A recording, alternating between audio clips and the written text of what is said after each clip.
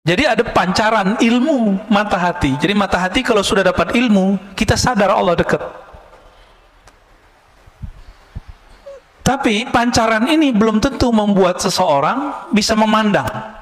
Jika basirahnya sudah bisa merasakan memandang, tushhiduka adamak, maka ketika engkau mulai membuka mata hatimu, kata beliau, tushhiduka adamak, kamu akan merasakan bahwa dirimu itu tidak ada dibandingkan wujudnya. Jadi kita ini kalau nggak diwujudkan Allah, ada nggak? Nggak ada. Itu sebabnya seseorang yang faham bab ini, dia kalau berzikir la ilaha illallah, makna yang muncul adalah la fa'ila illallah. Apa artinya?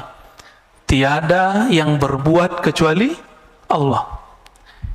Yang berbuat ke dalam diri kita, yang berbuat kepada anak istri, keluarga, teman, negara kita, bahkan yang terjadi sekarang di Palestina, yang terjadi sekarang di Saudi, di negeri kita, itu nggak akan terjadi kecuali Allah yang pada hakikatnya menggerakkannya.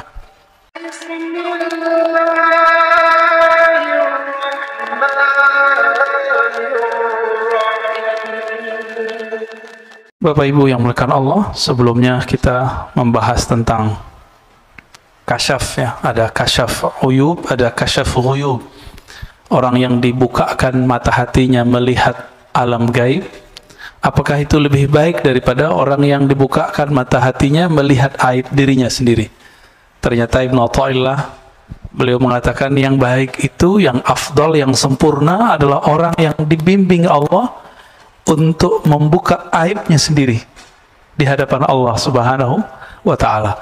Jadi orang sakti bisa baca isi hati bukanlah orang hebat. Orang hebat adalah orang yang bisa melihat kekurangan dirinya, suruh melihat kekurangan orang lain. Kalau kita sibuk dengan kekurangan diri, sempat nggak baca aib orang lain? Nggak sempat. Maka tukang kritik, ya mikir-mikir lagi dah, ya mikir-mikir lagi mau ngeritik orang. Kritik diri kita dulu. Jangan-jangan kita nggak pantas mengkritik. Kita lebih pantas mengkritik diri kita sendiri. Baik di keluarga, dalam hidup bersosial, ya hidup beragama di masjid, apalagi bernegara. Ya sekarang di Indonesia, di mana saja, karena hidup berdemokrasi, semua orang bisa berbicara apa saja, ngomong apa saja. Tapi jangan lupa, Allah itu maha mendengar. Meskipun antum nggak ditangkap polisi nggak apa-apa, tapi nanti kan ditangkap malaikat, ya. Kalam-kalamnya dicatat sama malaikat. Dan negeri kita termasuk negeri paling bebas untuk berbicara. Meskipun beberapa orang mau framing negeri kita ini udah komunis, enggak, ya. Itu jualan politik tahun-tahun lalu. Negeri kita diktator, lebih diktator Saudi lah, ya. Lebih diktator Turki, Pak. Yang antum puji-puji setiap hari presidennya, itu ada yang mengkritik langsung dihabisin oleh presiden Turki.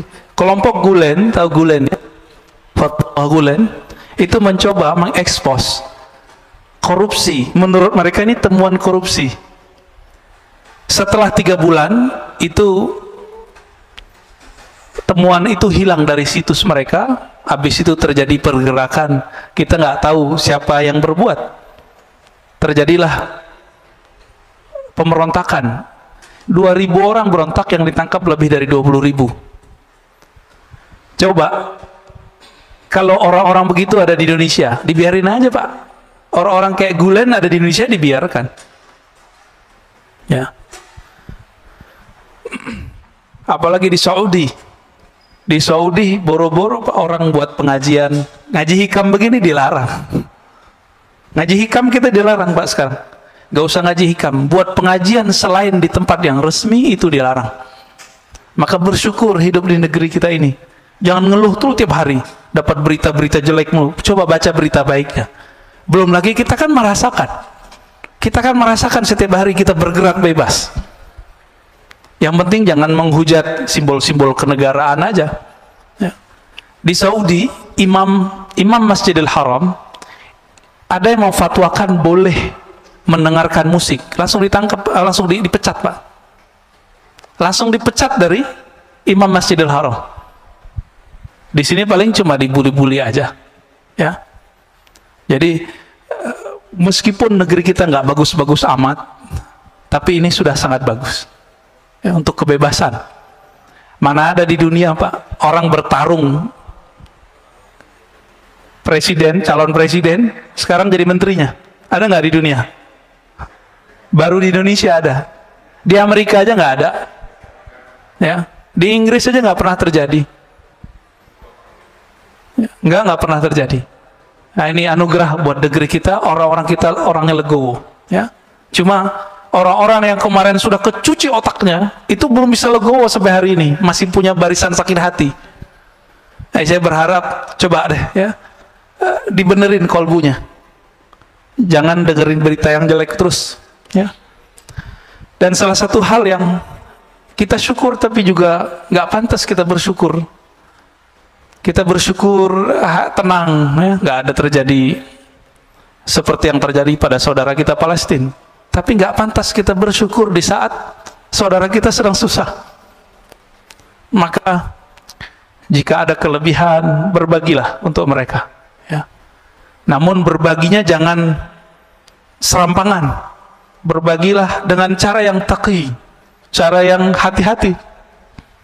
Bagaimana ya? Kalau kita donasi pada kelompok yang amanah dan kompeten. Jangan asal donasi. Nanti kejadian seperti beberapa tahun lalu, dikirimnya ke teroris. Ya. Kita tahunya di Palestina itu yang berperang Hamas sama Israel. Enggak begitu ceritanya. Ya, ceritanya banyak yang nggak diungkap. Ya. Kalau kita ceritain bisa panjang Pak. Cuma kita sudah terframing Hamas, Zionis, gitu kan? Tapi kalau Bapak bisa melihat berita-berita berbahasa Arab, berbahasa Inggris, bahasa Perancis, itu nanti kelihatan bahwa ada kelompok Yahudi disebut bahasa Arabnya Al-Yahud Al-Usuli. Kalau bahasa kita mungkin Yahudi Ortodok, Yahudi Kolot, atau Yahudi yang syar'i versi mereka. Itu demo hampir setiap hari Pak kemarin. Mendemo Zionis. Jadi Yahudi ini beda dengan Israel, Zionis. Jadi Zionism bahasa Arabnya Sahyuniyah. Itu Zionis. Itu beda apa dengan Yahudi secara umum. Itu sebabnya Rasulullah tidak mempermasalahkan dirinya menikah dengan seorang perempuan anak pemimpin Yahudi. Karena Yahudi itu sendiri tidak ada masalah. Yang masalah itu kalau sudah ada alif lamnya ini. Zionis, Yahudi yang berideologi Zionis. Mereka lah penjajah di dunia. Tapi karena mereka sekarang punya media, punya kekuatan ekonomi, punya senjata-senjata yang canggih, ya mereka yang nguasain Pak. Tapi Yahudi yang ortodok ini mirip kayak teman-teman kita Salafi Pak, jenggotnya persis sama. Itu mereka kalau bermuamalah dengan perempuan sama seperti Salafi. Jadi kalau ada perempuan datang ke komplek mereka, itu nggak boleh pakaian sembarangan. Dan kalau nanya itu orang-orang Yahudi ortodok ini nggak berani lihat perempuan. Dan perempuan tidak boleh beribadah seperti laki-laki di tempat-tempat ibadah. Persis seperti Salafi. Salafi kan ngelarang perempuan juga ke masjid, ya nggak? Bener nggak? Ya, sebaik-baik tempat sholat perempuan tuh di kamarnya, begitu dalam tradisi Salafi, ajaran Salafi. Sama, jenggotnya sama. Jadi kalau mau memahami surat Toha, kisah Sayyidina Musa ngambil jenggotnya Sayyidina Harun, nah itu lihat Pak, Yahudi ortodok tuh jenggotnya sepanjang itu. Diambil langsung sama Sayyidina Musa alaihi wassalatu wassalam. Nah, ini sebelum kita masuk ke hikam, kita ingin sekedar mengingatkan saja bahwa Yahudi itu ada 3 macam. Ada Yahudi ortodok yang soleh-soleh ini. Itu mereka meyakini betul tanah yang ada di Palestina itu tanah mereka. Cuma apa kata mereka? Kami menunggu imam akhir zaman. Jadi Yahudi aja nunggu imam akhir zaman Pak. Nunggu mereka. Sekarang kita nggak punya hak mengusir siapa saja, begitu kata orang-orang Yahudi. Maka coba lihat demo-demo mereka melarang. Yahudi ortodoks ini melarang ada TV di rumah. Nggak boleh ada internet kecuali orangnya mungkin sopir Grab gitu ya. Itu baru. Di sini Salafi nonton TV ya. Berarti beda juga Salafi sama Yahudi itu. Nggak boleh nonton, nggak boleh main handphone. Jadi mereka kalau mau baca berita itu atau di pojok-pojok pertigaan jalan, kayak mading di pesantren kan ada mading tuh. Sekolah-sekolah dulu kan ada berita. Jadi orang baca beritanya di situ. Mereka sengaja berhenti di sana baca berita. Ya, boleh disebut juga Yahudi kolot. Ya. Tapi marah juga mereka disebut Yahudi kolot kali ya. Bahasa Arabnya al-Yahud al-Usuli. Yang kedua, Yahudi Sya'bi, Yahudi kebangsaan, nasionalis, watani. Ini mereka yang mencoba untuk mencari titik temu dengan orang-orang Palestina, mau berdamai. Tapi mereka nggak didengerin juga. Yang sering demo tapi nggak pakai jenggot panjang, nggak pakai kopiah yang topi yang khusus itu. Mereka biasa, orang-orang nasionalis. Tapi nggak didengar juga oleh kelompok yang ketiga. Yang ketiga itu kelompok Zionis Sahyuniyah. Ya, saya mengkonfirmasi ini lewat berita, lewat orang-orang yang pernah ke sana, dan kita juga pernah ke sana, dan juga guru kita dulu Syekhuna Ali Mustafa Yaqub dulu pernah membahas ini juga. Tadinya saya tawakuf, tidak mau komentar, tapi karena kita pernah ke sana dan pernah ketemu orang-orang yang meneliti 3 bulan di sana dan orang-orang yang berjuang di sana. Saya pernah ketemu juga orang Palestina menikah dengan orang kita. Jadi dia cerita saya baru pindah gitu dan segala macam. Maka kita dapat cerita yang berbeda dari yang apa yang diberitakan sekarang. Ya. Kejadian di Palestina kemarin, teman-teman yang melakukan Allah, jangan terlalu semangat nggak jelas. Ya. Ini persoalannya adalah Masjidil Aqsa, nggak jauh dari situ ada satu distrik kecil namanya Sheikh Jarrah. Sheikh Jarrah nama orang tapi jadi nama kampung, jalan. Ya. Di situ ada bangunan, orang-orang kawan-kawan kita, saudara-saudara kita Palestina, mereka dulu pernah keluar, lalu pulang ditampung di situ. Tanah itu kemudian diklaim oleh orang-orang Zionis sudah dibeli. Nah ini masalahnya. Akhirnya mereka usir. Di saat pengusiran itu bulan Ramadan, orang-orang yang diusir ini kemudian ngumpul di Masjidil Aqsa, dicurigailah oleh Zionis, maka ditembakin. Nah ini yang kurang ajarnya Zionis itu. Ya. Mereka mulai berani menembakin umat Islam di Masjidil Aqsa seperti dulu terjadi di zaman-zaman sebelumnya. Ya. Zaman-zaman sebelumnya ada pembantaian luar biasa. Jadi Masjidil Aqsa ini suksesnya cuma di zaman Salahuddin Al-Ayyubi dan nanti zaman Imam Al-Mahdi. Jadi mau sampai kapan saja, kalau Imam Al-Mahdinya belum keluar, ini versi kita loh, bukan versi Yahudi, itu nggak akan bisa direbut, Pak. Tapi insya Allah waktunya sudah dekat. Dekatnya kapan? Wallahu a'lam. Ya, kita nggak mau menakar-nakar tahun yang tidak jelas tahunnya. Kita serahkan kepada Allah Subhanahu wa Ta'ala. Maka jangan asal donasi yang pasti. Bapak yang pernah masuk ke Israel diperiksa berapa kali? Masih ingat? 7 kali ya? Saya ingat saya 7 kali. Itu mau bawa barang gimana? Nggak mungkin. Maka harus pemerintah kerjasama dengan pemerintah. Jangan cuma asal donasi. Nanti ada kelompok-kelompok yang ingin memanfaatkan situasi begini, dia ngumpulin duit. Ini baik, Pak, hati-hati ya. Orang udah ketemu duit, malaikat aja jadi setan ya. Orang suci jadi hilang sucinya. Udah ketemu fulus. Ya. Baik, Bapak Saudara makan Allah. Saya lupa di bulan lalu terakhirnya apa ya. Tapi kita baca aja bagian yang ini setelah bagian yang kasyaf ya. Aslu kulli ma'siyatin wa ghaflatin wa syahwatin ar-ridha 'anil nafs. Sebelumnya mari kita baca surah Al-Fatihah. Semoga Allah membuka hati kita dan membantu kawan-kawan kita yang sakit, yang sedang berjuang dimanapun mereka berada. Al-Fatihah. A'udzubillahi minasyaitonir rajim. Bismillahirrahmanirrahim. Ya kana na'budu wa iyyaka nasta'in.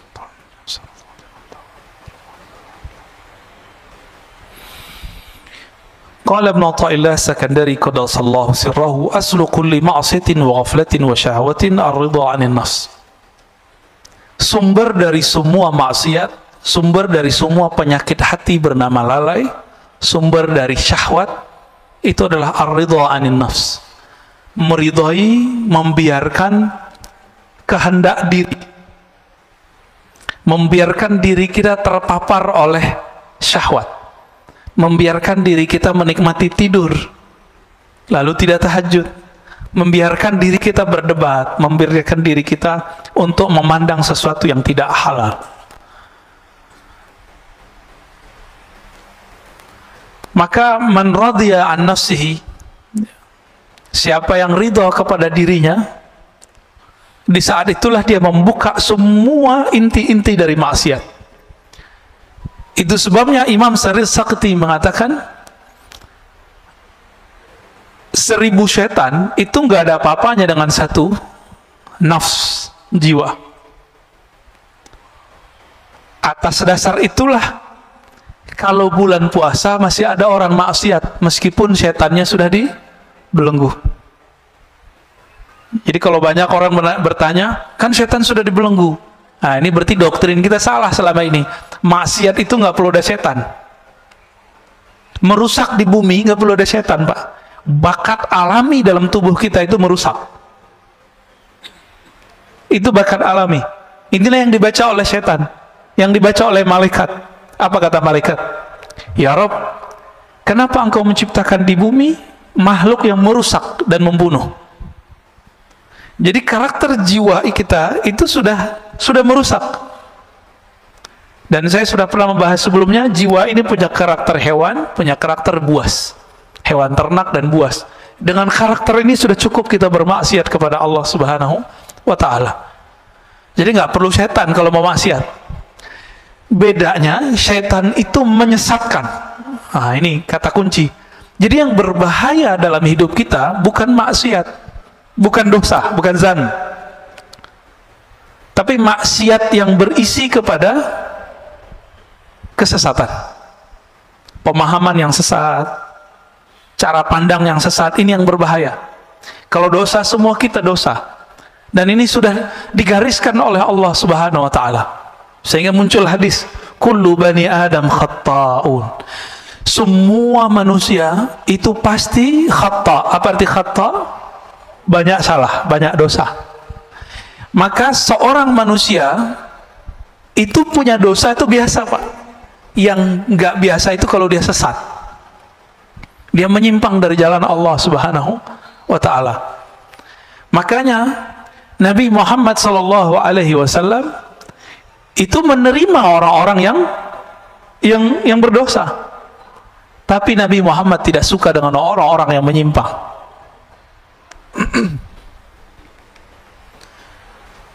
Dan dibalik, kalau maksiat, taat, ya, kemudian syahwat itu dimulai dari kita ridha kepada diri, lalu sebaliknya pokok dari ketaatan, pokok dari kesadaran dan kehormatan itu adamur ridha minka anha. Kamu tidak membiarkannya, kamu tidak meridhoinya. Kalau sepertiga malam terakhir jam 3 maunya badan tidur atau sujud, Pak? Tidur ya. Kita biarin begitu. Ini namanya asal kulli ma'asiyah. Maksiat mulainya dari situ. Kita biarin, kita manjain jiwa. Terlalu memanjakan nafs jiwa, ini awal dari semua maksiat. Ya. Oleh karena itu, Imam Nu'taillah As-Sakandari memberikan karakter seorang mursyid. Mursyid itu bukan orang yang hebat. Mursyid itu man la yarda an nafsih. Begitu di kitabnya, li antas haba jahidan la yarda an nafsi. Kamu berguru, bersahabat dengan seseorang yang tidak meridhoi dirinya, nafsnya, jiwanya, itu lebih baik daripada kamu berguru kepada orang yang meridhoi nafsnya, jiwanya. Maka kalau mau cari guru, carilah guru yang tidak membiarkan dirinya terpapar oleh nafs, jiwa kita, ya, kehendak-kehendak diri. Lalu beliau memberikan pertanyaan, fa'ayyu ilmin li alimin yarda an nafsi. Masih disebut alimkah orang yang alim tapi dia mengikuti hawa nafsunya? Masih disebut alim enggak? Enggak. Wa ayyu jahlin li jahilin la yarda an nafsi. Masih disebut jahilkah orang yang jahil jika dia tidak mengikuti hawa nafsunya?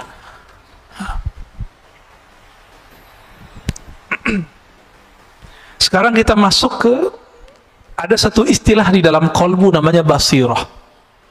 Basirah itu, kalau yang kita pakai sekarang namanya basar. Sifat melihat, kemampuan memandang, memandangnya dengan fisik. Ada yang memandang dengan batin, disebut dengan al-basirah. Coba kita baca teksnya. Syu'aul basiratu yushhiduka qurbahu minka. Pancaran atau terangnya basirah mata hatimu, yushhiduka qurbahu mink, akan membuat engkau menyaksikan bahwa dia dekat kepadamu. Apa itu syu'aul basirah? Ilmu. Jadi boleh diartikan, ilmumu mengenai Allah akan membuat kamu sadar bahwa Allah itu dekat. Udah ngerasa Allah dekat belum? Kalau nggak diingetin nggak ya? Kenapa kita masih suka bertawassul? Karena kita merasa jauh kepada Allah. Kalau kita merasa dekat kepada Allah, itu nggak perlu tawassul, Pak. Jadi apa rahasia tawassul sebenarnya? Karena kita nggak punya kesadaran itu. Jadi ada di Inggris dua kelompok. Jadi kelompok Sufi Asy'ariyah, Sufi terus akidahnya Ahlussunnah Asy'ariyah, didebat oleh kelompok Salafi Wahabi. Pakai ayat, wa idza sa'alaka ibadi anni fa inni qarib. Kata si Wahabi nih, Sufi, kalian tolol, kira-kira begitu. Allah akan dekat, ini ayatnya.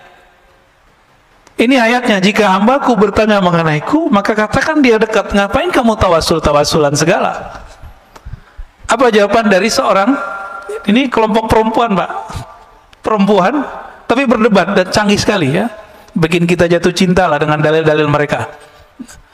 Apa kata si perempuan ini, yang Ahlussunnah, yang Sufi? Betul, Allah itu qarib. Tapi apakah engkau merasakan dekat kepadanya? Bengong juga si perempuan ya, yang Wahabinya. Semua kita tahu Allah itu dekat, tapi kesadaran merasakan Allah dekat itu biasanya orang berguru dulu. Nah, berguru itu bagian dari tawassul sebenarnya. Maka tawassul yang begini nggak masalah. Tawassul yang tidak boleh itu nyembah yang ditawassulin. Dan saya yakin tidak ada umat Islam yang menyembah kubur ya. Nggak ada. Dulu waktu saya bertanya persoalan ini kepada Syekh Badi Sayyid Al-Laham, itu belum marahnya bukan main. Karena beliau marah, saya kena ainnya, Pak. Sakit 2 bulan. Jadi teringat terus, matanya itu kayak nyala. Apa kata beliau? La ara fid dunya ahadan minal muslimin yasjud li ghairillah illa fil hin, gitu ngomongnya. Saya tidak melihat di muka bumi seorang muslim pernah sujud, pernah meminta kepada selain Allah, kecuali di India ada orang sujud ke kubur. Itu bukan orang muslim murni, udah nyampur-nyampur kali agamanya. Ya. Jadi ini orang-orang Salafi Wahabi ini terlalu suudzon. Imamnya sendiri sekarang namanya Saleh Fauzan. Kita orangnya masih hidup dan kitabnya diajarkan di pesantren-pesantren modern. Ini yang kita singgung sebelumnya. Bulan puasa kan saya nggak bahas, Pak, nggak mau polemik. Ini udah selesai puasa kita mau polemik lagi nih. Ya, nggak ada efek sama sekali sama mereka. Mereka malah tambah marah diingetin. Itu pengkhianatan terhadap pendiri-pendiri pesantren modern ini. Mereka kan Ahlussunnah semua. Ketika kemudian mereka berubah, kitabnya dirubah, ajaran akidah yang diajarkan ke santri-santri berubah. Yang diajarkan kitab Tauhid Syekh Saleh Fauzan, yang menyebut Sufi sebagai ubadul kubur, yang menyebut orang-orang Ahlussunnah sebagai orang-orang yang sesat. Ahlussunnah Asy'ariyah disebut sesat, Pak. Ini mohon maaf ya. Kita belajar sifat 20, Allah wujud qidam baqa. Ini rata-rata belajar itu kan? Benar nggak? Itu dianggap sesat oleh si pengarang kitab, dan kitab itu diajarkan di pesantren-pesantren modern. Ridho nggak, Pak? Maka saya mengajak kiai-kiai yang emang antum diberikan kecerdasan oleh Allah, apa susahnya ganti kitab? Kitab banyak di dunia, ganti. Hati-hati, ini ditanggung jawab dunia akhirat. Oh Ustadz, ini kitab cuma untuk perbandingan. Santri kita cuma, emang santri sebelum dia kuliah udah bisa membandingkan, paling cuma 1-2. Anak kuliah aja banyak yang gak paham kok. Udah dokter juga banyak yang paham, apalagi cuma santri kelas SMP, SMA, sanawiyah, aliyah, nggak akan paham Pak. Jangan ngeles, udah ganti aja. Maka bapak-bapak yang naruh anak di pesantren modern, tolong sampaikan ini kepada kiai-kiainya. Ya. Saya ke sahabat-sahabat saya yang punya pesantren modern, saya udah ngomong. Yang bisa saya sampaikan, saya sampaikan. Ada yang memusuhi, ada yang senang dikasih tahu. Ya. Ada yang bersyukur. Ini diingetin. Bayangkan Pak Syekh Saleh Fauzan, itu di kitab Tauhid bilang, orang maulid itu menyerupai Nasrani. Menyerupai Nasrani kufur nggak? Kufur. Bahaya nggak nih? Bahaya. Ya, orang tawasul musyrik bagi dia.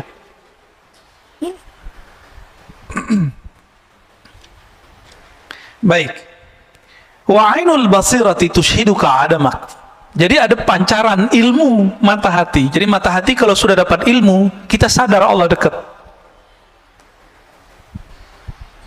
Tapi pancaran ini belum tentu membuat seseorang bisa memandang.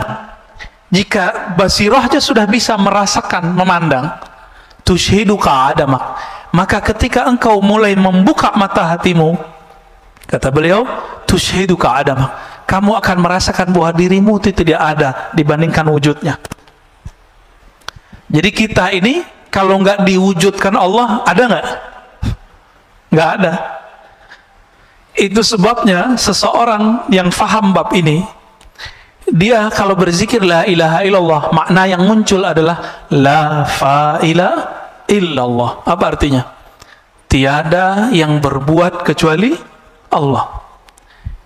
Yang berbuat ke dalam diri kita, yang berbuat kepada anak, istri, keluarga, teman, negara kita, bahkan yang terjadi sekarang di Palestina, yang terjadi sekarang di Saudi, di negeri kita, itu nggak akan terjadi kecuali Allah yang pada hakikatnya menggerakkannya.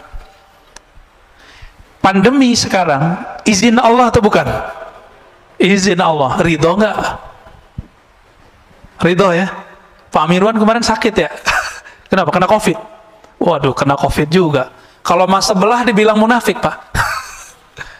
Ya, orang COVID disebut munafik. Saya di WA oleh seseorang, dia bilang, si Anu meninggal kena COVID, dia munafik. Allahu Akbar. Saya doain dia kena COVID. Ya, biar tahu rasa. Ini COVID kalau ketika datang ke orang, dia nggak nanya dulu, ente munafik nggak? Nanya nggak dia? Dia nggak nanya Pak. Kena aja. Dari dulu di masa sahabat Rasulullah sudah banyak sahabat-sahabat yang kena virus. Disebut ta'un. Bukan berarti mereka ini munafik, tapi setiap sahabat merasa dirinya munafik. Tuh, sahabat Nabi merasa munafik, masa antum merasa suci? Maka kalau dituduh orang munafik, katakan betul saya munafik. Ini yang sering saya sebut ya, dalam Sahih Imam Muslim disebutkan bahwa Al-Hasan Al-Basri berkata, para sahabat dulu tidak ada satupun yang menganggap dirinya ala imani Jibril. Imannya itu setinggi imannya Jibril, nggak ada. Maka dia khawatir dirinya terjebak kemunafikan setiap saat. Ini bagian dari meridhoi diri sendiri. Ada penyakit yang berbahaya, ujub fil ujub. Ujub dalam keujuban, ujub dalam keikhlasan. Apalagi itu ujub? Ujub artinya kagum kepada diri sendiri. Bapak mohon maaf ya, yang setiap malamnya bisa tahajud, bisa qiyamul lail kemarin, itu sedikit di kolbunya ada merasa kagum. Wah keren juga nih, gitu ya. Bisa tahajud setiap malam, itu ujub Pak namanya. Ujub dalam ketaatan, ujub dalam keikhlasan, itu bisa merasa ikhlas, merasa ada berjuang. Dan ini bisa menghinggapi orang-orang yang berilmu dan beramal, baik beramal pribadi atau amal sosial, termasuk ngurus masjid. Ini bisa ujub, hati-hati pengurus ya. Kalau terbesit di hati, kalau bukan karena saya nggak jadi, itu ujub tuh dah. Dan ini wajib diistighfarkan dan ditobatkan. Tobatnya tobat batin, batinnya yang ditobatkan. Astagfirullah, ya Allah aku minta ampun dari dosa ujub. Ini lebih susah bersihinnya daripada dosa maksiat. Dosa mata jelalatan itu gampang Pak, pakai subhanallah 100 kali hapus. Tapi kalau yang ini bertambah amal, dia bertambah ujub. Maka sebelum beramal, bersihkan dulu itu dengan istighfar dan tobat. Oleh karena itu, guru-guru kita mengajarkan salat tobat setiap hari. Dibidahin lagi sama teman kita. Salat tobat itu dikiaskan kepada orang yang masuk Islam salat. Itu salat tobat sebenarnya. Ya. Jadi kalau sudah terbuka mata hati, lalu bisa memandang, yang dipandang di alam semesta bukan fisiknya, yang terlihat adalah campur tangan Allah Subhanahu wa ta'ala. Negeri kita ini, kalau bukan didoakan oleh para aulia, para wali-wali Allah, ini sudah chaos dari kemarin, Pak. Coba bayangkan, ya, pertarungan 01-02 kemarin, itu dahsyat sekali. Udah hampir bentrok ini umat. Sama-sama umat, satu bawa nama umat, satu bawa nama umat, sama-sama umat. Udah hampir habis kita ini, tapi karena doa-doa mereka, ini negeri masih bertahan, alhamdulillah. Bahkan orang-orang yang bertarungnya sekarang bergabung. Ini kalau nggak doa mereka, nggak akan aman, Pak. Nggak akan aman. Malaysia sempat kisruh juga masalah Perdana Menteri, ya. Kita doakan jangan sampai negara-negara jiran kita kena juga, ya. Ke atas sedikit, Patani udah lama kena musibah ini. Atas lagi Myanmar, sudah chaos, Pak, ya, ketutup sama berita-berita yang lain. Mereka hancur sehancur-hancurnya sekarang. Alhamdulillah negeri kita masih bertuhan lah mereka, ya. Saudi nunggu waktunya aja. Perang saudara nanti mereka itu, karena saudara udah ngantem saudaranya. Yang tersisa cuma itu. Yaman sudah hancur, Pak. Benar nggak udah hancur? Ada Houthi di situ, perang sama Saudi tiap hari. Paling Abu Dhabi kerja sama Israel, kan repot juga, Pak. Ya. Membingungkan. Qatar yang bantuin teroris waktu di Suriah kan banyak. Kelompok-kelompok di Qatar, mungkin bukan governmentnya yang bekerja, tapi kelompok-kelompok yang ada di situ. Bahkan teman memfatwakan bunuh temannya. Syekh Yusuf Al-Qaradawi memfatwakan bunuh ulama-ulama yang pro kepada pemerintahan yang di Suriah. Sampai begitu.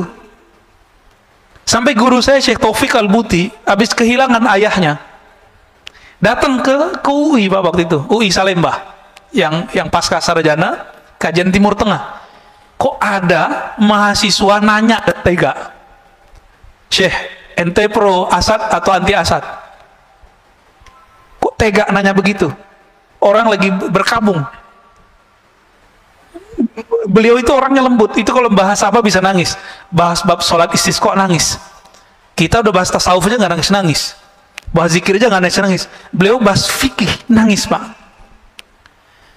Saya nggak pernah ngeliat beliau marah. Itu sekali saya ngeliat beliau marah. Syekh Taufik bin Muhammad Sa'ir Ramadan Al-Buti. Ada yang nanya begitu. Apa jawaban beliau? La uayyidu bashar wala uayyidu fulana, innama uayyidu ra'iyati ummati al-islamiyah. Saya nggak pro siapa-siapa, saya cuma pro kedamaian umatku, rakyatku. Gitu aja, Pak, jawabannya. Dan suaranya meninggi. Tega gitu ada orang nanya begitu sama dia, ya. Udah hancur, Pak, sekarang. Apa gorengannya? Nih hati-hati, Indonesia hampir berhasil nih. Anti Syiah, Syiah kafir. Nih ada, Pak, ya, mohon maaf. Jadi setiap gerakan yang mengatakan Syiah kafir itu berasal dari kelompok Wahabi. Dan Wahabi ini, kata Muhammad bin Salman, ini produknya Amerika. Mereka sendiri yang ngomong. Karena untuk menghancurkan orang-orang yang berbeda dengan Wahabi itu, cukup bilang aja mereka sesat, kafir. Dan ini sudah terjadi, Pak. Bashar Assad itu dikafirkan. Padahal Bashar Assad itu istrinya Sunni. Menteri-menterinya Sunni, tapi dia lahir di komunitas salah satu Syiah namanya Alawiyah, bukan Alawiyah yang habaib, ya. Ini beda. Meyakini salah satu ajaran namanya reinkarnasi, tapi beliaunya sudah enggak. Ini gorengannya gitu di sana. Berhasil di Suriah, berhasil di Irak, berhasil.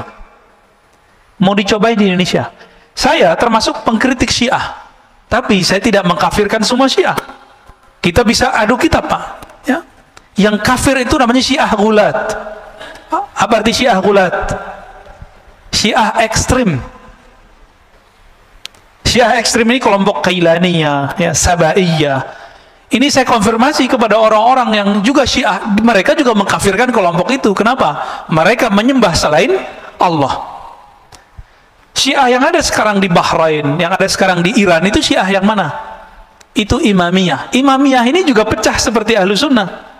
Ada yang ekstrim kayak Wahabi, ada Pak. Ada yang moderat, ada yang liberal, ada yang Sufi. Tapi mereka nggak menyebut Sufi, nyebutnya Irfani. Ada yang dekat ke Ahlus Sunnah. Ada namanya Zaidiyah, ini dekat ke Ahlus Sunnah. Itu ada di Yaman.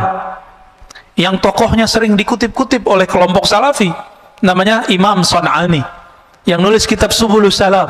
Kita sampaikan gitu, mereka nggak percaya juga, ya. Padahal Son'ani tertulis dalam kitab-kitab Syiah Zaidiyah. Saya punya daftar ulama-ulama Zaidiyah itu. Ada lagi namanya Imam Syaukani, tapi belakangan sudah menjadi Ahlus Sunnah.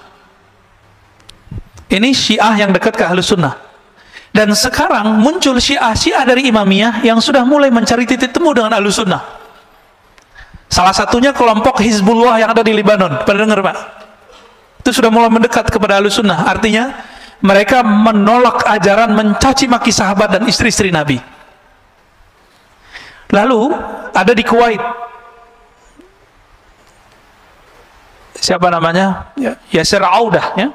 Tapi Yasir Audah yang Syiah ini menolak. Sorbannya gede, warnanya putih. Lalu ada yang dari kalangan Al-Marja' ad-Dini namanya. Marja' ad-Dini itu di sana mujtahid. Jadi mereka itu sampai sekarang menjaga strata ulama. Di Indonesia kan nggak ada ya. Tapi sebenarnya secara praktek ada. Yang boleh mengeluarkan fatwa itu disebut Al-Marja' ad-Dini. Dokter aja nggak boleh kalau dia nggak ngikutin jalur ini. 1, 2, 3 sampai terakhir namanya Al-Marja' ad-Dini.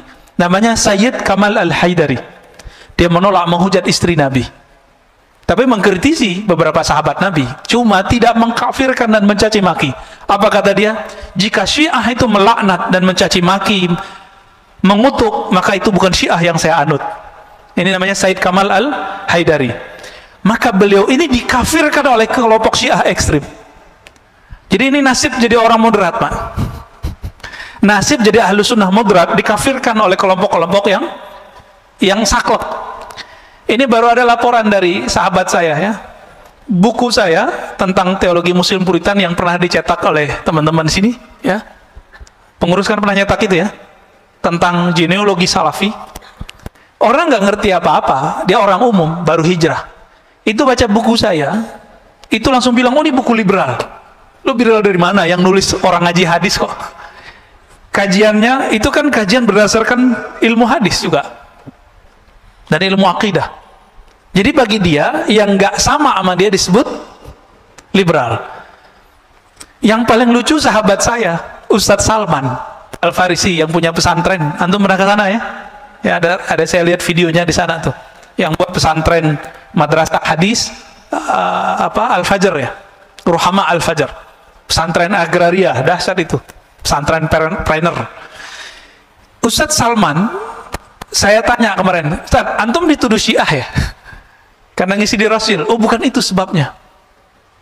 Saya, kata beliau, dulu diminta oleh satu komunitas mengisi kajian mengenai sahabat Nabi.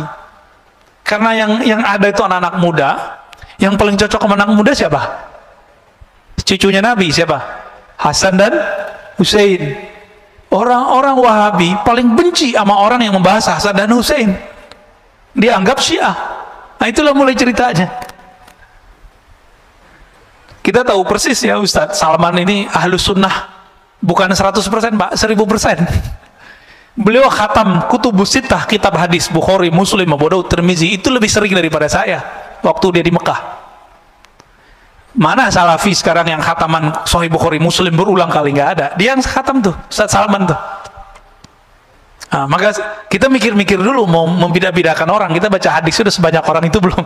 Ya. Baik. Wa haqqul basirati syurka wujudahu la adamaka wa la wujudak.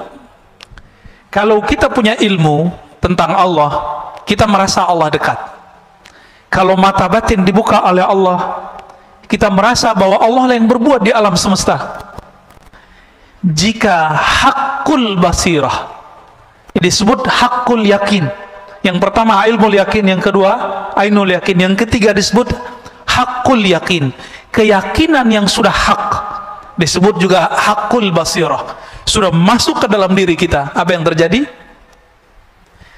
Yushhiduka wujudahu, Allah akan tampakkan bahwa dia benar-benar ada, sehingga kamu tidak merasa ada dan juga tidak merasa tiada. Ini maksudnya apa itu kalimatnya? Kita nggak merasa ada dan nggak merasa tiada. Jadi kalau yang level 2 kita merasa tiada. Merasa tiada berarti masih ada perasaan dong. Nah, perasaannya ini sendiri hilang. Perasaan-perasaannya pun hilang. Inilah yang terjadi kalau orang begini, rasa di kolbunya menguasai otaknya, lalu turun ke lidahnya, jadilah seperti al-halaj. Apa kata al-halaj? Ma fi jubbati ilallah, dalam jubahku hanya ada Allah. Dia lagi sakar, lagi mabuk. Mabuk bukan karena wine, mabuk karena cahaya-cahaya ma'rifat meliputi dirinya. Orang lagi kasmaran jatuh cinta nggak? Lagi kasmaran jatuh cinta, ketika jatuh cinta kepada pasangannya, setiap kali melihat perempuan atau laki-laki lawan jenis, itu dia merasa ada wajah pasangannya di situ. Ya. Saya waktu dulu pernah senang sama seseorang, itu ketika bercermin nggak kelihatan muka saya, Pak. Percaya nggak? Saya ngeliat muka dia. Apakah di cermin itu muka dia? Enggak. Jadi pikiran kita ketutup oleh rindu kepadanya. Itu rindu ke makhluknya bisa begitu, Pak, apalagi kepada Khalik. Ini yang terjadi pada salah satu wali di Jawa, Syekh Siti Jenar. Jadi kalau antum sudah paham apa yang terjadi pada Syekh Siti Jenar, maka jangan kafirkan Syekh Siti Jenar. Dia sedang tenggelam dalam lautan keesaan Allah Subhanahu wa ta'ala, sehingga dia nggak menyaksikan dirinya ada ataupun tiada, nggak ada dirinya.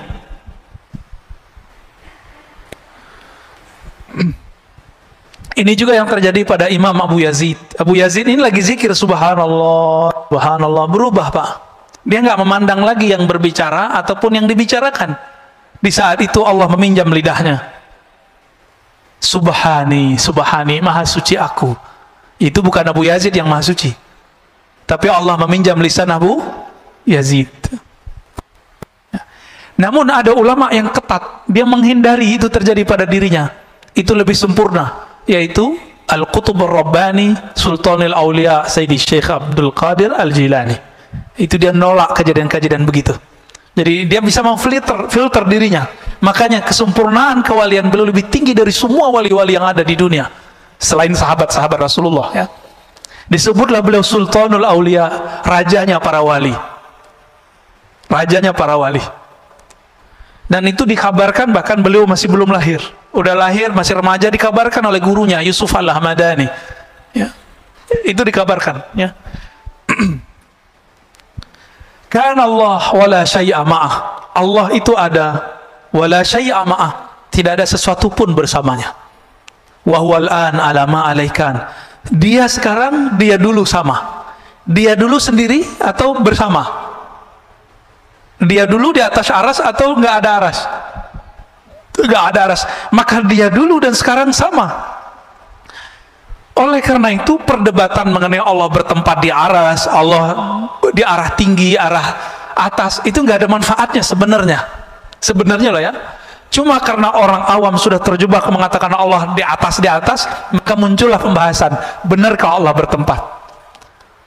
Kalau faham nih, ini hadis, ini kan hadis Sahih Bukhari, kan Allah wala syai'a ma'ah. Ini pertanyaan disampaikan oleh Abu Musa Al-Asy'ari dan teman-temannya orang-orang Yaman. Abu Musa Al-Asy'ari, sahabat Rasulullah dari Yaman, yang Nabi mengatakan al-iman Yamaniyah, al-hikmah Yamaniyah. Iman itu dari Yaman, hikmah dari Yaman. Maka Islam Indonesia berutang kepada orang Yaman, karena yang banyak mengislamkan kita adalah hadarin, orang-orang Hadramaut dari Yaman, ya. Ya, jazahumullah khairan katsira. Semoga Allah membalasi mereka dengan kebaikan.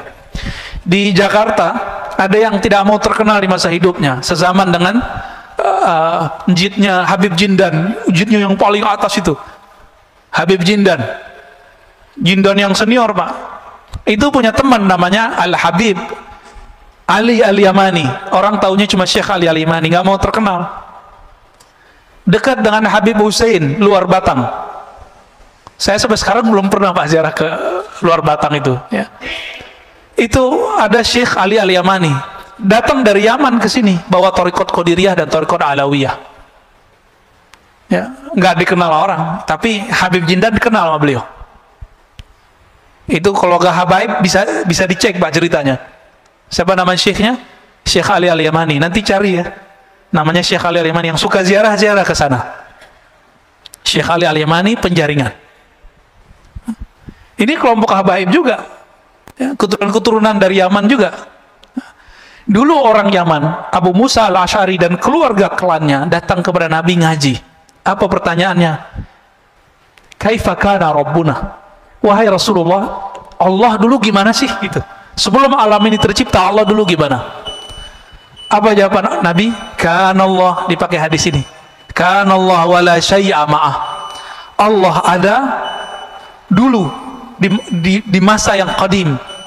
Allah ada dan tidak ada arasy, tidak ada langit, tidak ada bumi, tidak ada malaikat, tidak ada Ahmad, tidak ada Muhammad, hanya Allahu Ahad.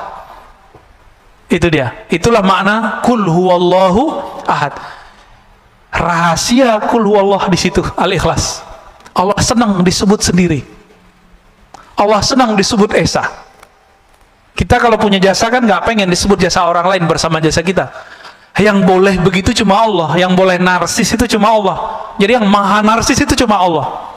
Yang maha ego cuma Allah. Kita nggak boleh ego, kita nggak boleh narsis. Kalau Allah dulu dan Allah sekarang sama, perlu nggak debat Allah bertempat? Sebenarnya nih, nggak perlu ya. Perlu nggak mengatakan Allah di langit? Lalu bagaimana dengan hadis seorang budak perempuan yang mengatakan Allah di langit? Imam Ibnu Hajar mengatakan perempuan ini kecerdasannya tidak sempurna. Saya ngomong begini Pak dituduh Syiah. Cuma karena mengatakan fakta itu. Yang ngomong bukan saya kok, yang ngomong Imam Ibnu Hajar. Apakah Ibnu Hajar seorang Syiah? Kan enggak, Imam Ahlus Sunnah. Kalau Ibnu Hajar itu Syiah, maka semua kita Syiah. Ibnu Hajar ini yang mensyarah, yang menjelaskan Sahih Bukhari dan paling bagus. Kalau penjelas Sahih Bukhari ini dituduh Syiah, kira-kira kita gimana Pak? Oh, kita lebih sesat dari beliau lah. Ya. Dan orang-orang yang berzikir dengan zikir-zikir setan, wujudku wujud Allah, zatku zat Allah, sifatku sifat Allah, ini orang kurang ajar kepada Allah. Ya. Yang benar wujudku tidak ada, yang ada cuma wujud Allah pada hakikatnya. Ini orang berzikir-zikirnya apa? Wujudku wujud Allah. Kasus ini dulu terjadi di Aceh, kampung Pak Mirwan ini. Terjadi kasus kelompok namanya kelompok Wujudiyah. Dulu imamnya namanya Hamzah Al-Fansuri. Itu dari keturunan juga sebenarnya, thariqatnya Qadiriyah. Beliau ini punya murid pengikut namanya Syamsuddin As-Samatrani. Mereka itu emang pengamal zikir dan sampai mengalami ekstase dan mengatakan wujud kami tidak ada, yang hanya ada wujud Allah.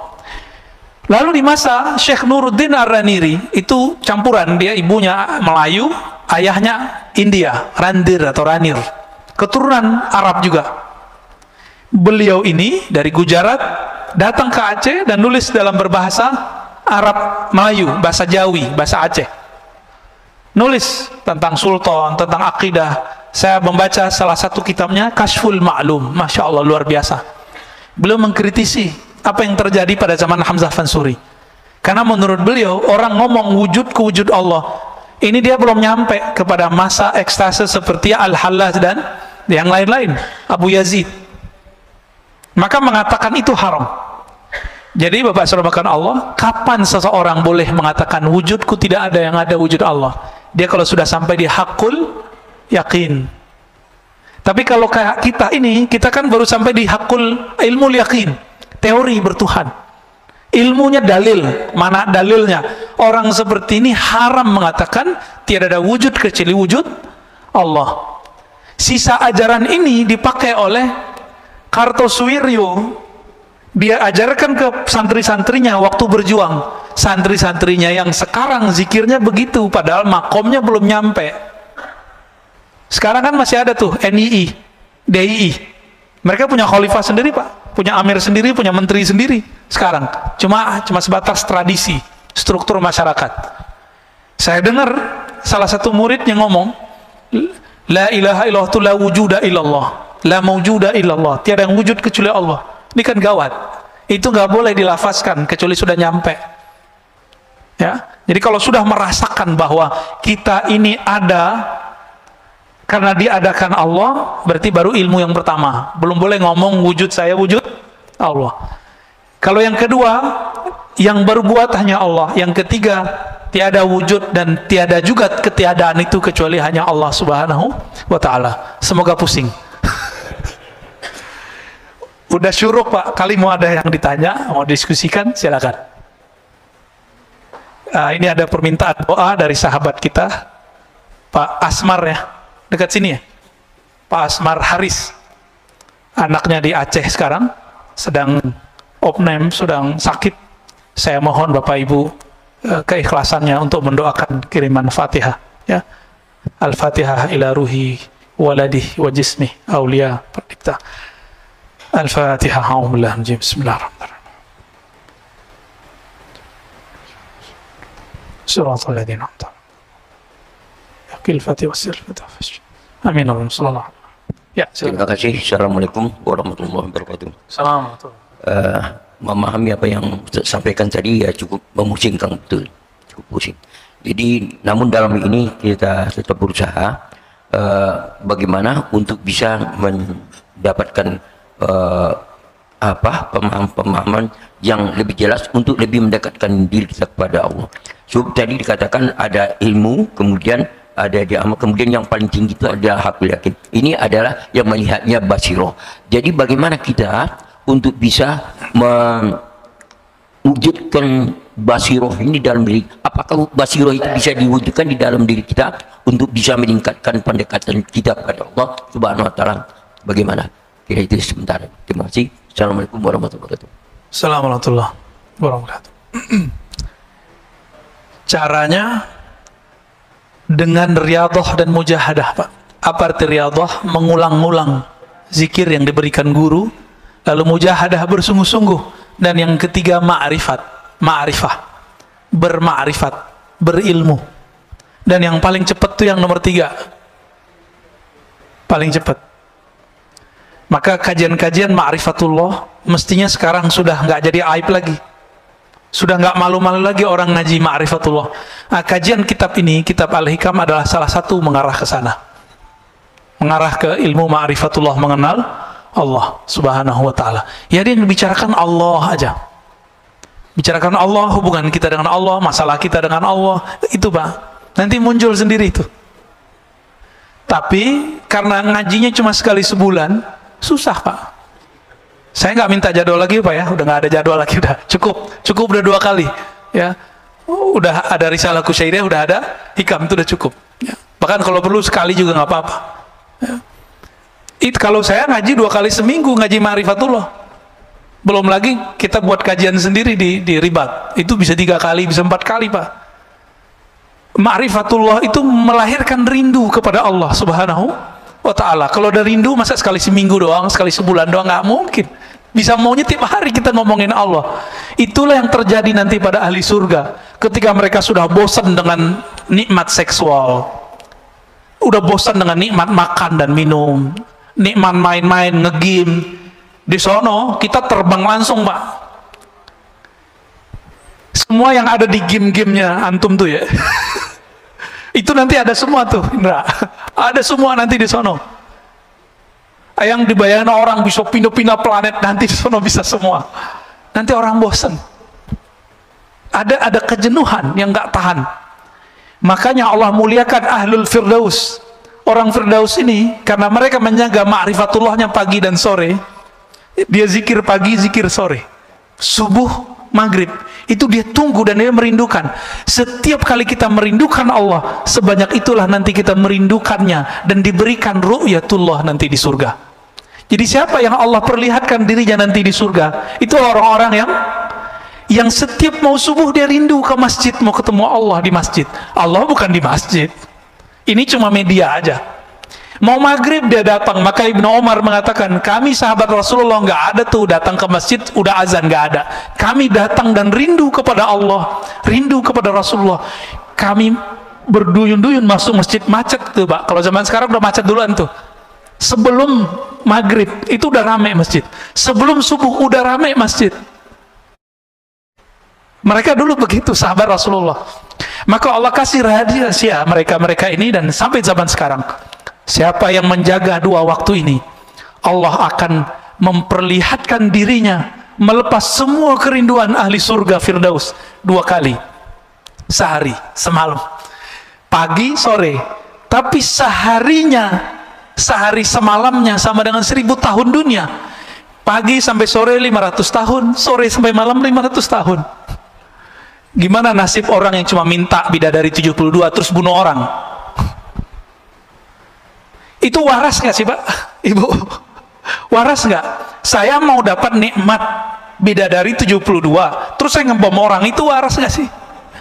Maka saya mau mengetuk pintu hati siapapun yang berjuang fisabilillah, yang pakai hati nurani dong, karena Allah suruh pakai akal yang sehat, karena Allah perintah afala ta'qilun. Maka memakai akal adalah memakai Quran, memakai kolbu adalah memakai spiritnya Quran, bukan cuma pakai dalil-dalil tertulis saja. Dalil tertulisnya begitu, prakteknya kayak tadi 72 bidadari mah dikit.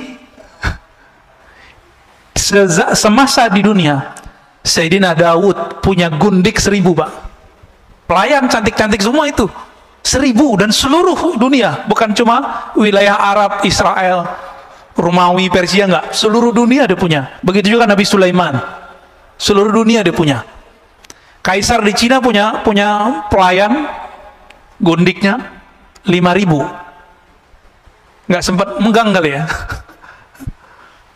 kubur meninggal. Dan di sana nggak perlu pakai obat kuat Pak, semua minuman surga itu obat kuat, nggak perlu di sana. Nah, kita mau dapat syahwat fasilitas surga atau mau ketemu yang punya surga?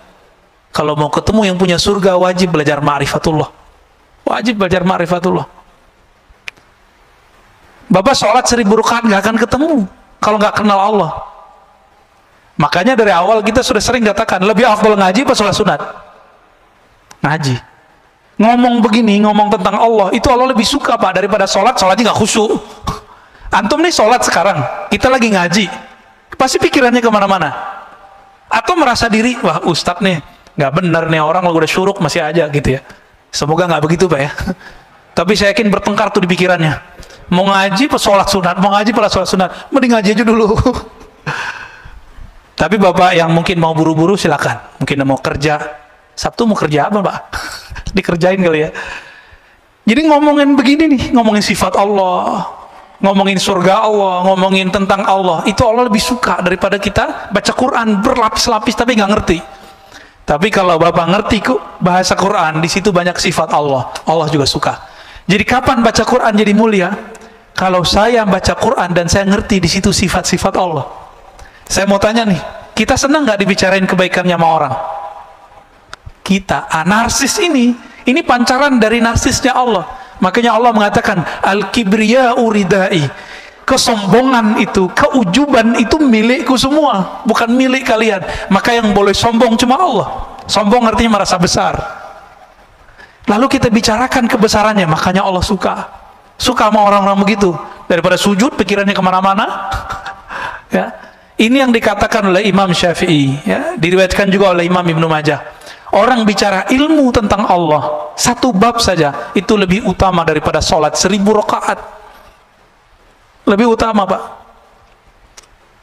Tapi jangan karena ngaji terus ninggalin sholat, gak bener juga ya. Kita udah bersama Allah, nggak perlu sholat. Kan ada yang ngomong begitu, ngapain sholat, Allah udah dalam diri. Ini sombong lagi nih orang ya, sombong lagi nih orang. Jadi caranya yang ketiga tuh paling Pak, di umur kita sekarang yang paling cepat ma'rifat, berma'rifat. Karena kalau ngikutin Syabdul Qadir kuat nggak Pak? Nggak tidur 20 tahun, nggak tidur malam hari, siang aja tidurnya qailulah, kuat nggak? Ini aja udah ubanan Pak ya. Nggak mungkin kita nggak kuat ngikutin Abu Hurairah tiap malam 12.000. Kita nggak kuat kayak Zainal Abidin setiap hari 1000 rakaat. Makanya namanya Zainal Abidin. Namanya Ali bin Husain bin Ali. Gelarnya Zainal Abidin. Ini ada Habib Zainal Abidin ya. Ya. Habib Ali juga kali namanya. Itu nggak kuat Pak kita. Ada yang sholawat di sini 1000. Itu udah gempor ya. Paling-paling cuma sholawat habis sholat. Kayaknya udah soleh banget gitu ya. Paling-paling zikir pagi sore. Enggak, mereka kekasih Allah, kasih Rasulullah, sholawatnya bahkan setiap nafasnya. Beda sama kita. Kita nggak kuat ngikutin itu Pak. Abu Yazid Al-Bustami, di zaman yang dulu masjid itu susah, salah satu amalannya adalah sholat di masjid, jalan kaki. Ini Masya Allah, masjid kita ini dekat nggak ke komplek? Pakai mobil Pak, belagu. Ya, sombong amat itu. Tapi nggak sombong lah ya. Barangkali mobil tenang juga dibawa ke masjid. Modus ngeles. Abu Yazid amalannya apa Pak? 1000 masjid di zamannya dia kunjungi jalan kaki. Ingat-ingat di masa kecil dulu, Bapak punya masjid di kampung, itu cuma satu kecamatan, satu masjid. Saya masih ingat masa kecil saya begitu. Bapak saya cerita tuh, masjid kita cuma sholat di masjid ini. Satu kecamatan Pak sholat di situ. Jalan kaki. Bayangkan ini 1000 masjid. Abu Yazid Al-Bustami. Beliau jadi wali, hampir gagal jadi wali karena ngeludah dari masjid. Ngeludah di masjid Pak. Gak berani Abu Yazid itu selonjoran kakinya. Ini lagi Jumatan, kakinya selonjoran. Ya. Nggak punya adab. Ya. Tapi kalau ada orang kiri kanan kita begitu, kita nggak punya hak marah Pak. Gurunya yang boleh marah. Ya, kecuali kita mau nasihatin. Lagi pengajian, ini banyak Pak yang pengajian sama saya, yang alirannya beda sama kita. Itu kalau nanya kakinya dinaikin satu, terus satunya, oh Ustaz, nah gitu kayak nanyanya gitu. Ngetes, awalnya ngetes, habis ngetes baru bersila baik-baik. Ya. Karena yang dia tes ternyata singa, dicabik-cabik ya. Dia ngetes dalil, kita habisin dalilnya. Itu terjadi. Diingetin, disindir dalam khutbah, oh malah tambah selonjor kakinya. Ya. Tapi orang begitu nggak usah dikata-katain Pak. Kenapa? Dia lagi berperang dalam dirinya. Ya, dia lagi berkecamuk itu. Mana yang benar, merasa diri paling benar, itu lebih repot lagi. Maka kita beruntung nih, alhamdulillah dari tadi nggak ada yang selonjoran ya. Kalau mau kayak gitu Pak, kayak Mas itu tuh, kakinya dinaikin terus kita begitu. Nah itu sunnah, coba praktekin rezeki. Bisa nggak? Bukan. Ah gitu tuh. Kayak gitu Pak. Jadi kalau pegel Jumatan kayak gitu Pak. Jangan selonjoran, nggak sopan. Lagi pengajian kita pegel nih, kesemutan, duduk begitu. Itu duduknya hampir 80% sahabat begitu duduknya. Jadi karena mereka lama ketemu Nabi. Cuma di negeri kita punya tradisi lain karena orang keraton. Ini agak berat. Kita duduk begitu dia nggak sopan. Tapi di masjid insya Allah aman lah ya. Ya silakan kalau mau duduk begitu. Taib. Dan 6:10. Mau lanjut? Cukup. Saya rasa cukup. Bapak saudara Allah, semoga kita dibimbing oleh Allah, diangkat derajatnya dari ilmu yakin kepada ainul yakin dan naik kepada hakul yakin, hakul basirah, yaitu bermakrifat mengenal Allah Subhanahu wa taala. Amin ya rabbal alamin. Allahumma nas'aluka ridhak. Ya Allah, dengan berkah salawat kepada nabimu dan Al-Quran yang kau turunkan kepada nabimu, faftah qulubana, maka bukakan mata hati kami. Allahumma rzuqna ridhak. Ya Allah, berikan kami ridhamu. Allahumma ja'al sayyi'atina sayyi'at man ahbabta. Ya Allah, jadikan kesalahan kami kesalahan orang-orang yang masih engkau cintai. Wa la taj'al hasanatina hasanat man abghadta. Ya Allah, jangan jadikan amal soleh kami amal soleh yang bersumber dari orang yang engkau murkai. Allahumma rabbana atina fid dunya hasanah wa fil akhirati hasanah wa qina adzabannar. Ya Allah, berikan kami kebahagiaan memandangmu di dunia dan di akhirat. Memandangmu di dunia dengan mata batin, memandangmu di akhirat dengan mata zahir dan batin. Amin ya rabbal alamin. وصلى الله على نبينا محمد والحمد لله رب العالمين. السلام عليكم ورحمة الله وبركاته.